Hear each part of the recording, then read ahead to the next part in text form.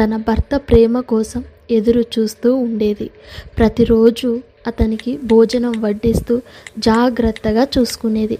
కానీ అతను మాత్రం మొబైల్లోనే మునిగిపోయేవాడు. అస్సలు మాయను గమనించేవాడే కాదు. తన భర్త ప్రతి అవసరాన్ని గమనించి తీర్చేది. కానీ అతను మాత్రం ఏమీ పట్టనట్టే ఉండిపోయేవాడు.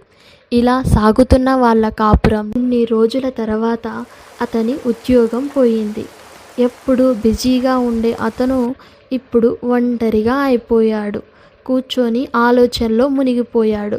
ఈఎంఐలు, లోన్లు ఎలా తీర్చాలో అతడికి అర్థం అవ్వలేదు. అది చూసిన మాయ తనకు ధైర్యం చెప్పాలని కాఫీ కప్పుతో వచ్చింది.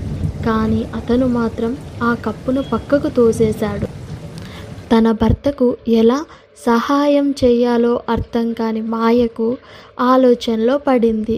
ఒకరోజు వాళ్ళ పెరట్లో కూర్చొని ఆలోచిస్తూ ఉండగా ఒక ఐడియా వచ్చింది. వీడియోస్ మీకు నచ్చినట్లయితే లైక్, షేర్